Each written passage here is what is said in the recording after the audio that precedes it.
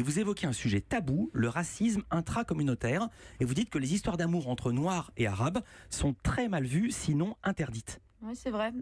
Contrairement aux amitiés, parce que effectivement, dans la bande de jeunes qu'on a beaucoup fréquenté, il y a des Noirs et des Arabes qui ont des amitiés très fortes. En revanche, se marier avec une Africaine quand on est un Arabe ou l'inverse, c'est quand même très très compliqué. Même pas au mariage, vous racontez qu'il y a des couples qui doivent se cacher. Ils se cachent parce qu'ils seront pas légitimes à moyen terme, ils pourront pas se marier, c'est pour ça. C'est le problème, c'est le grand tabou aussi en banlieue, c'est le sexe hors mariage, on le sait. Donc si à partir du moment où on fréquente une femme dont on sait qu'on pourra pas l'épouser, on fait ça discrètement ou un peu loin de la cité. Et effectivement, on a rencontré un couple qu'on appelle les Roméo et Juliette de la cité, parce que ça fait des années qu'ils sont amoureux depuis qu'ils ont 14 ans, tout en sachant pertinemment qu'ils pourront jamais se marier. Mais il suffirait qu'ils déménagent et qu'ils habitent à Paris 18e et ils pourraient. C'est pas si simple. Ils veulent pas perdre leur famille. J'ai appris aussi, grâce à vous, ce qu'était un terrain. Dites-moi ce qu'est un terrain. Un terrain, c'est on va dire c'est un lieu de deal où il y a un patron et il y a des ouvriers. Et c'est un lieu qui s'achète comme un bien immobilier en fait. Ça peut se vendre, ça peut s'acheter. Vous donnez les prix dans le livre, dites-les, parce que je me suis dit c'est une faute de frappe, c'est pas possible. Non, allez-y, on ne sait pas de regarder. C'était on va partir de 100 000 euros, oui, ça dépend de... Ça peut monter à... Ça peut monter, ça dépend. Ça dépend où c'est, ça dépend où c'est. Bon, moi, chez moi, c'est pas énorme non plus, mais il y a des terrains où ça tourne énormément. Et, ouais. Et 100 000 euros, il faut les avoir. Et vous dites que ça peut monter jusqu'à 2 millions d'euros. Pour les gros spots, ouais.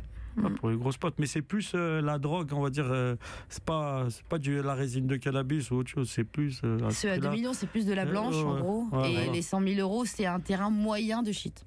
Alors j'ai fait plein de découvertes en lisant ce livre qui est vraiment unique dans son genre. Par exemple, puisqu'on est ici une émission média, je vais mettre un focus là-dessus. On reproche beaucoup à la télé de faire des reportages sur les faits divers, sur le trafic de drogue, sur les banlieues dites difficiles.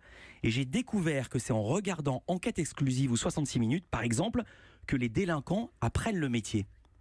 En tout cas, ils apprennent les écueils dans lesquels il faudrait ne pas tomber. C'est-à-dire qu'on regarde beaucoup M6 en prison, c'est vrai, notamment Enquête exclusive ou Enquête d'action. Et donc, ils s'appuient là-dessus pour apprendre des erreurs de ceux qui sont tombés. Donc, il y a des moments assez drôles où ils expliquent qu'ils apprennent à la façon dont il faut parler à une juge pour éviter de prendre trop cher. Ouais. Ils expliquent aussi que clairement, il faut plus rien cacher à la maison. C'est-à-dire que maintenant, les flics, ils arrivent, ils éventrent les armoires, ils vident les frigos. Donc, on ne cache plus la drogue à la maison. C'est des petits voilà, et ils ont aussi appris que en général les relevés téléphoniques ne remontent pas à plus de 3 mois, donc ils nient tout ce qui s'est passé avant puisqu'il n'y aura aucune preuve de toute façon. Et ça ils l'ont appris grâce à Bernard de la Villardière. Voilà, merci Bernard. Pour une fois, on peut le remercier pour une fois. Alors justement, tiens, à propos de téléphone, là aussi je suis tombé des nues. Vous êtes intéressé à ceux qui sont en prison, notamment à certains Farid. Je précise que dans le livre tous les prénoms ont été changés, qui vous envoient un SMS pour vous dire c'est 1500 € l'interview. Et là j'ai fait 2 découvertes. 1, les interviews sont payantes, et 2, vous dites tout le monde a un téléphone en prison. Alors par contre, faut quand même dire que nous on a refusé de payer les interviews et que Malek était fou furieux en disant notamment mais il se prend pour qui ce con, c'est pas Abel Ferrara, ça vaut rien du tout son histoire. Donc on a rectifié ça en disant qu'on ne payait pas les intervenants de ce livre, et par contre effectivement oui, tout le monde a un téléphone portable. Ce qui agite la cité, on imagine toujours, quand on ne connaît pas, les bastons, les bagarres entre bandes rivales. Et on découvre que les affrontements, c'est plutôt avec les derniers migrants qui ont un nom. Les clandos, on les appelle les Lampedusa.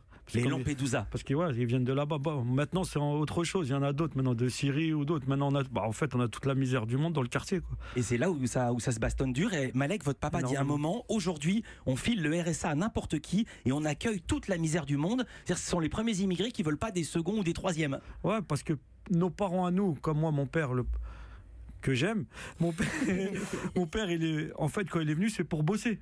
Et il venait, il bossait. Il rentrait, il bossait. Voilà, il est venu pour. Et eux, ça traîne, ça vole. Certains, je dis pas tous. Je dis pas tous. Il y en a, ils sont super bien, il y a pas de problème. Mais moi, je sais qu'il y en a beaucoup. Moi, où j'habite, ça deal, ça vole, ça. Voilà.